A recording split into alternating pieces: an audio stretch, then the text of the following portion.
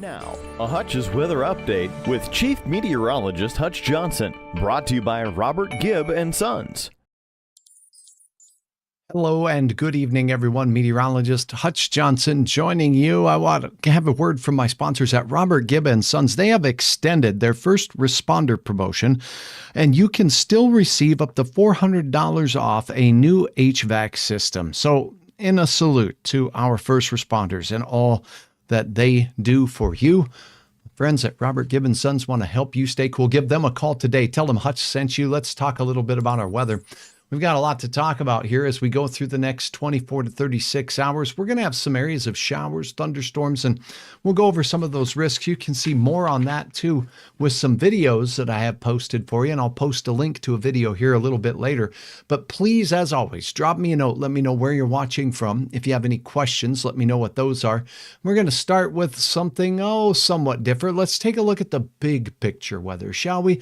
This is what we're looking at the next 3 days and many of the risks. And this is all put together by the Weather Prediction Center. Check this out. First thing to keep in mind here is that as we take a look at this map for today, the greatest risk of severe weather all over the place. The high plains here could see some strong to severe thunderstorms tonight. That's ongoing out in places of Nebraska now, down in the heart of Texas and out toward the East Coast where we have numerous severe thunderstorm warnings. Not far from New York City as those storms are moving through.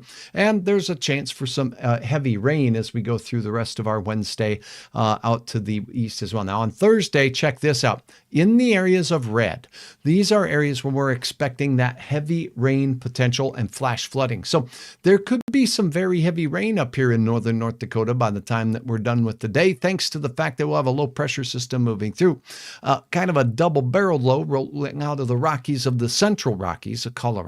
That could bring an area of heavy rain to Iowa. Iowa has been terribly flooded, and there's very heavy rain. Look how close this gets to Sioux City. We've had bridges washed out there. We have a lot of trouble in Iowa, and you know already how southern Minnesota is faring. So more very heavy rain on the way Thursday to the nation's heartland. And also very heavy rain potential in the Rockies of western Colorado and in places in New Mexico where they really could use some rain as the monsoon season starts for our neighbors in the southwestern United States. The areas of yellow here is generally the area of severe weather risk from eastern Montana through the eastern Dakotas. It does also, western Dakotas, I should say, also includes western Nebraska, western Kansas. And we'll go over those risks again. Now, closing out the work week, this cool air mass moves in. That's going to give us a little bit more of a quiet and refreshing close to the work week on Friday. High pressure in control.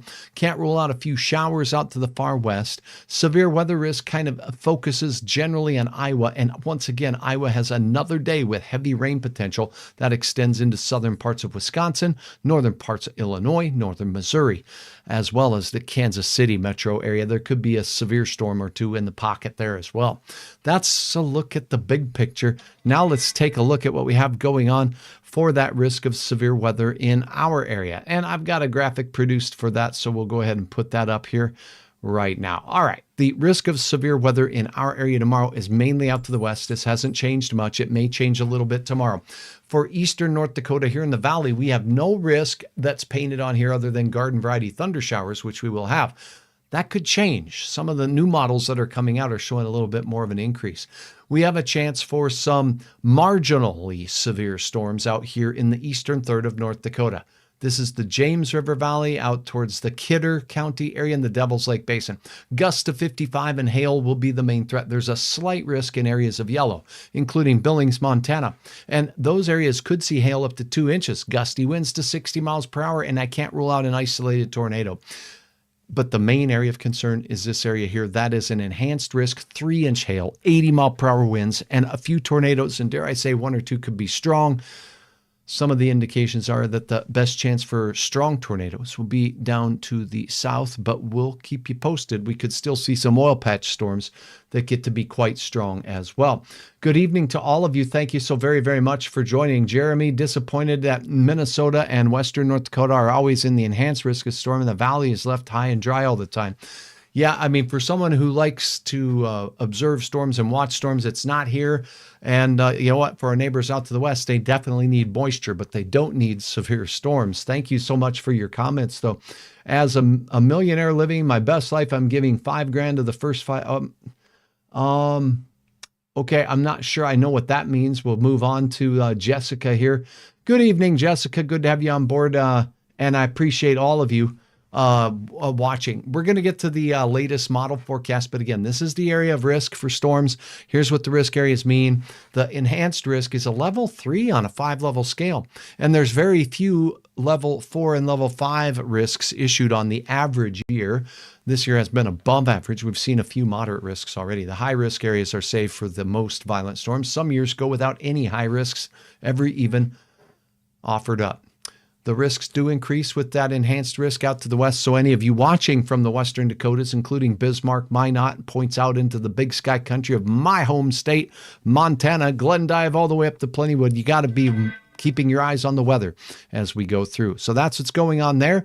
Now we're going to take a look at a forecast model, and we're going to take a look at two things that you're going to want to know. We're going to look at the USA model on this. Check this out. Here's a reason for me going to this USA model here. We're going to not only look at the short-term forecast, but this one goes out a little bit farther because I know a few of you are wondering about the 4th of July, and that's starting to come into the picture. Now, as we take a look at our forecast today, high pressure was in control. I thought we'd see a lot more sun, but there have been clouds all day and a couple of showers even.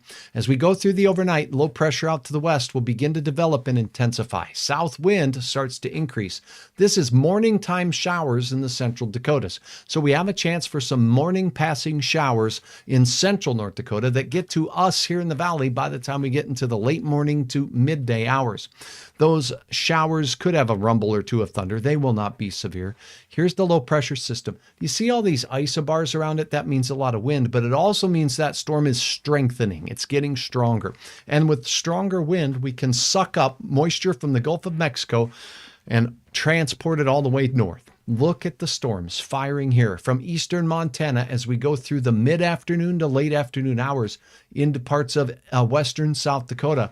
Any of these storms could be very, very volatile and very, very strong. We're talking temperatures near 90. We're talking a lot of moisture available to the storm and even some spin for the storms as well. Now, as we go through the rest of the day, the storm chances will push by, this is 10 o'clock at night, by the Bismarck area, by Minot. For us, we're scattered showers. Remember on that first graphic I showed you the heavy rain potential? That's rain chances lasting through the day and into the night in the northern one half of North Dakota, into northern Minnesota. And then as we go through midnight, those storms will push through the valley. So 10 to midnight, best chance for the storms making their way through. The risk of severe here remains low, although we could see windy thunderstorms in the eastern third of North Dakota. That will be the main threat. Simply based on the timing, those storms will move through.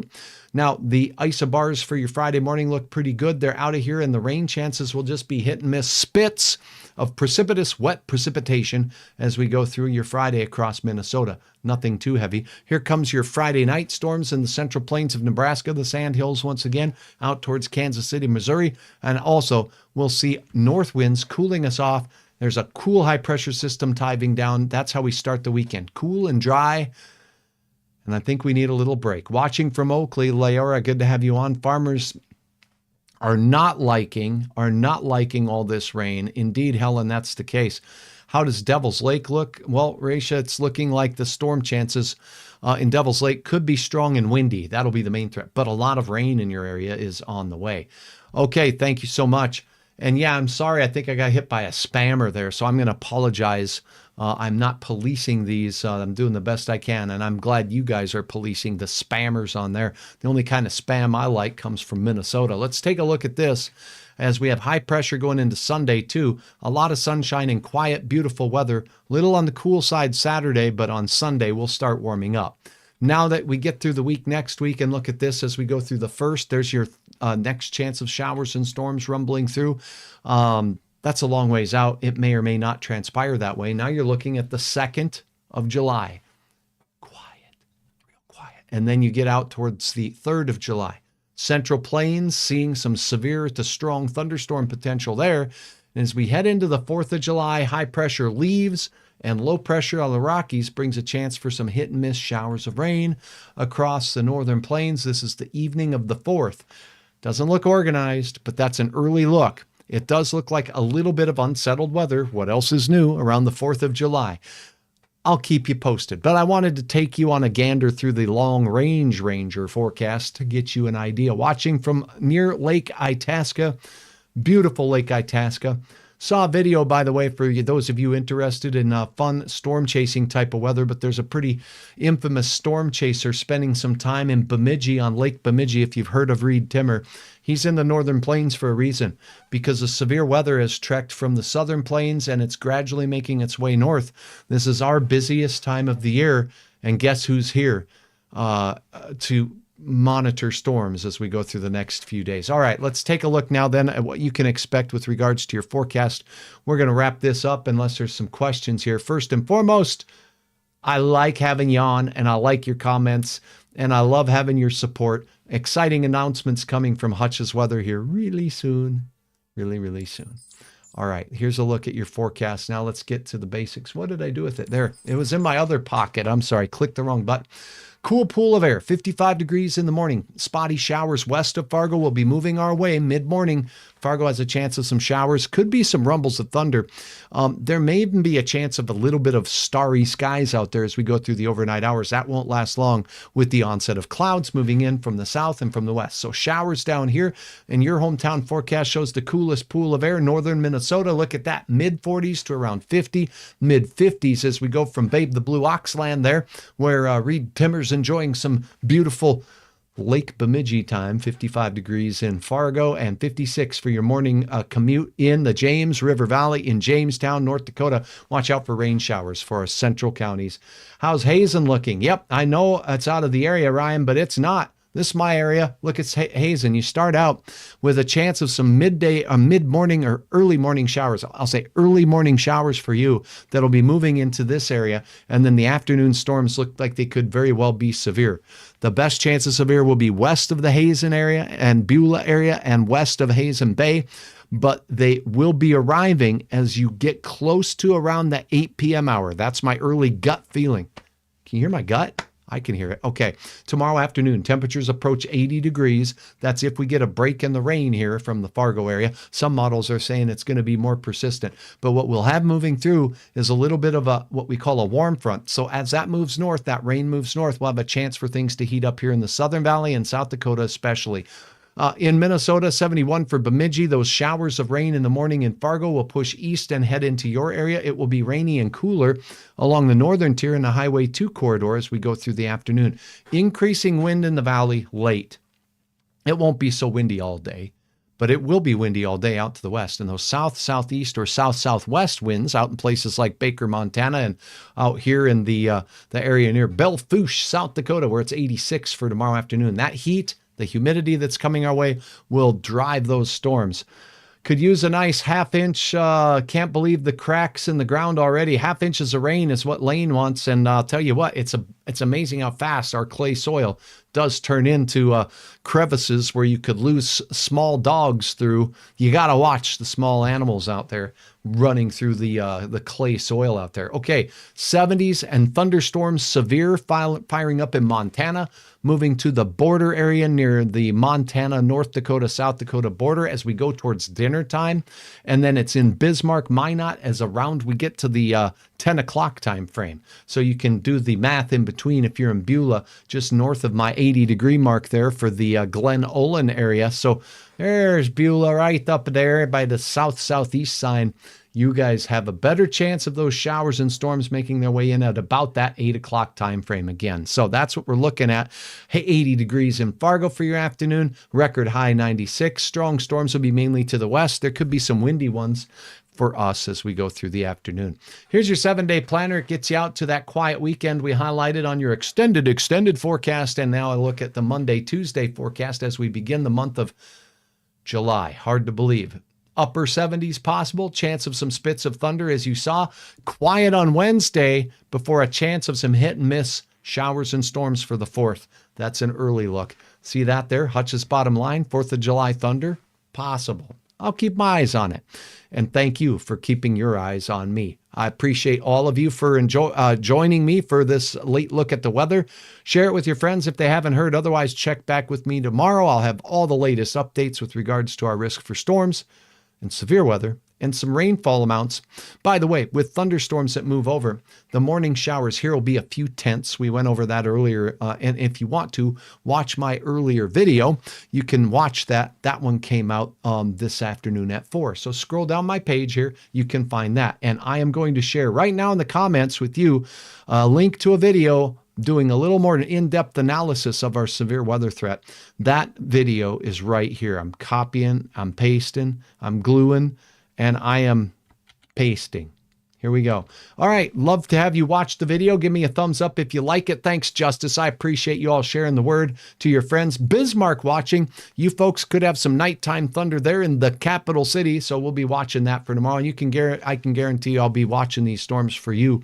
And if anything is getting nasty out there, we will have updates right here on Hutch's Weather. For now, have a wonderful Wednesday.